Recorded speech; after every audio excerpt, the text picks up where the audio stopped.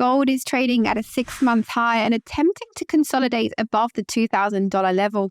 So in today's video, let's take a look at the precious metal. Hello and welcome back to our channel. My name is Daniela. And in today's video, we are going to be looking at gold to see what it's been doing in the last few sessions, but also what is coming up on the calendar that could move the market. But before we get into it, please like this video, comment, subscribe, and turn on your notifications. So as I was saying, gold is trading at a 6-month high, consolidating above the $2,000 mark.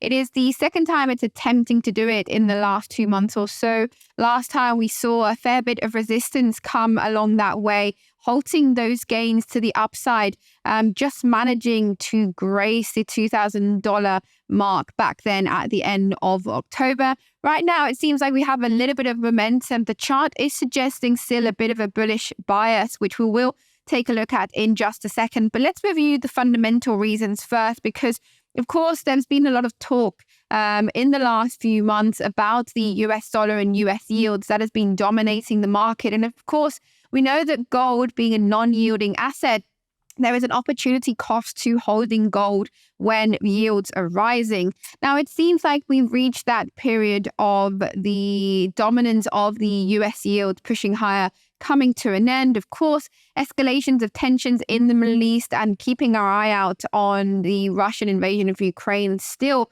has picked up demand for gold in the last few months, but it's been a little bit of a choppy market to trade. It looked like there was a lot of momentum at the beginning of October when we first had that Hamas-Israel conflict start.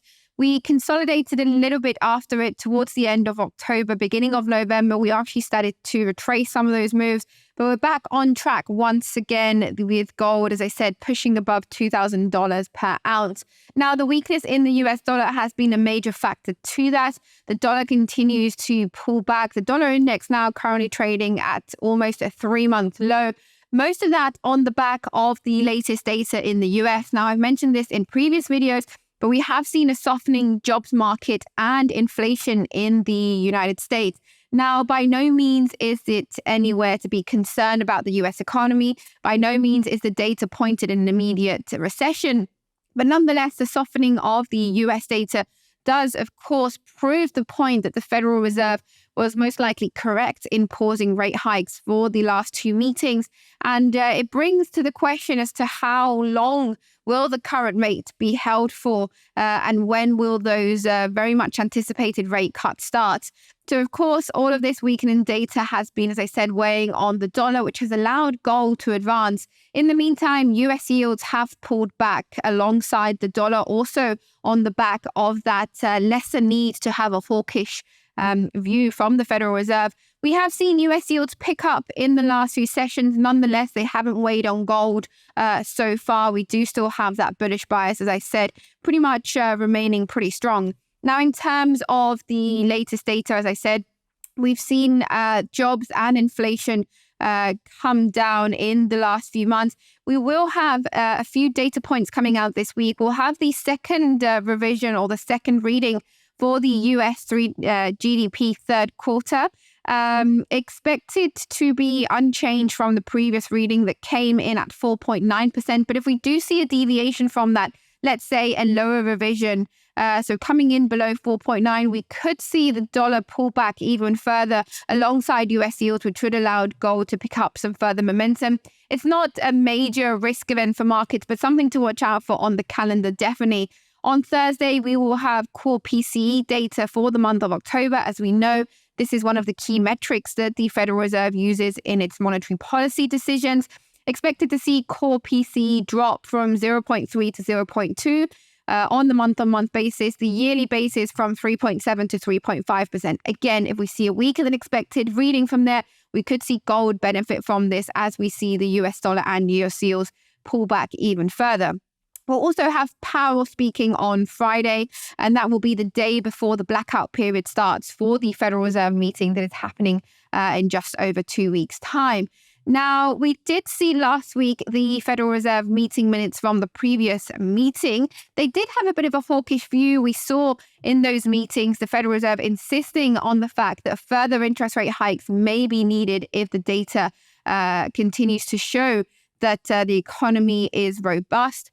That, of course, was before the October CPI data came in lower than expected. So markets have kind of brushed that to the side. As I said, US yields have picked up in recent days, mostly on the back of those still hawkish meeting minutes. But I think investors have brushed it under the carpet a little bit because the data since that meeting actually coming in softer than expected and expected to continue to soften in the next few readings, pushing the expectations of another rate hike pretty much to zero for the meeting coming up in December. Now, in terms of rate cuts, markets are currently pricing around a 35% chance of the first rate cut happening in May. Of course, that can change as we go along. It's likely to shift as the latest data and the latest events evolve. But of course, the fact that we do have no more rate hikes priced in from the Federal Reserve has been weighing on the dollar and has been allowing gold to push higher. And of course, we know if these rates come down, it actually lowers the opportunity cost of holding gold and therefore can allow it to push further higher. So in terms of the fundamentals, from the economic side of it, the data does seem to support a stronger dollar. Also, forecasts for the next year have been pretty cautious so far. I think if we wind back to where we were a year ago, the majority of the forecasts were expecting to see a deep recession in 2023, especially in the US. Of course, we all know that hasn't happened. In fact, we've seen a very, very resilient and strong US economy. So, of course, it's likely that we see cautious forecasts for 2024. I think we're at that point in the market where no one is extremely bearish, but no one is extremely bullish. I think markets have proven their worth to continue that bullish bias, but they do seem slightly overextended.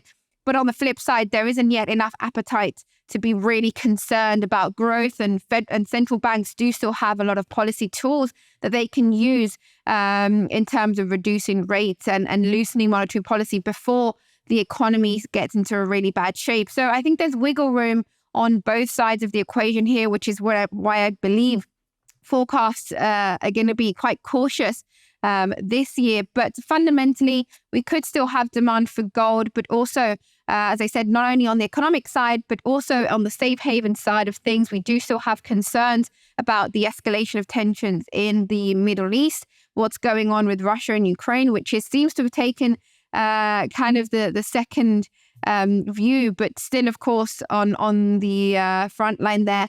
And we do still see investors demanding gold in their portfolio just to kind of reduce those risks and to hedge against any potential economic downturn that may come in the next few months.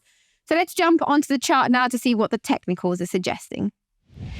So here we have the daily gold chart, Capital.com by TradingView. As always, as you can see here, that bullish start to this week, currently trading about 0.6% higher.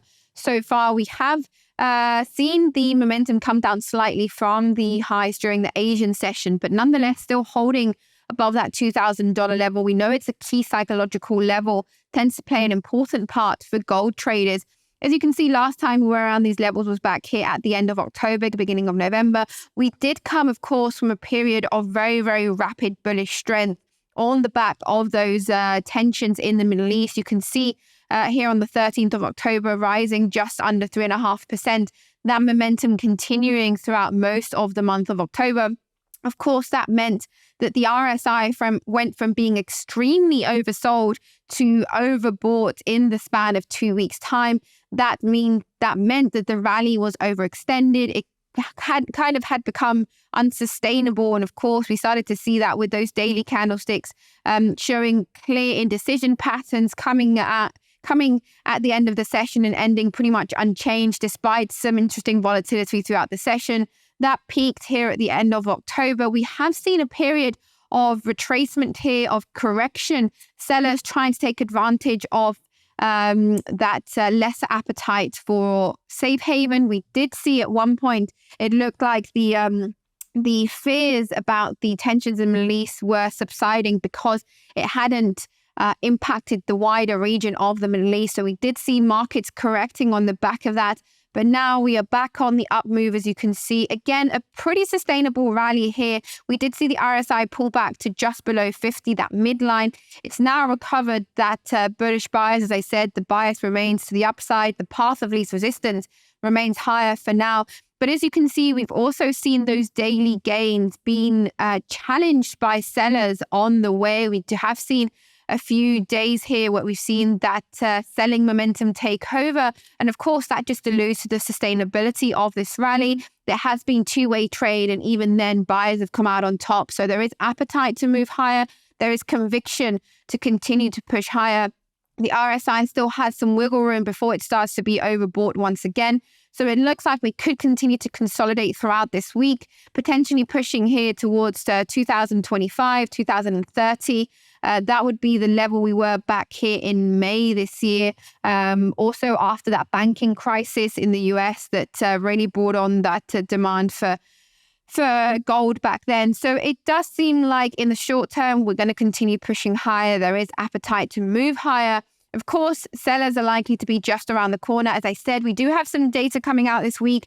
We've got the second GDP reading in the US. We also got PCE data. We've got Fed Powell speaking on Friday. So there are a few events on the calendar that could shift the momentum. So it's definitely something to watch out for. Risk management, as always, is very important in this scenario. We can see volatility pick up pretty swiftly and momentum change rapidly. If we do see stronger data in the US, expect to see potentially a pullback here in gold. If we do see the data coming in slightly below expectations, then I think we've got further wiggle room for gold to push higher before we start to see that overextended rally bring in those sellers once again.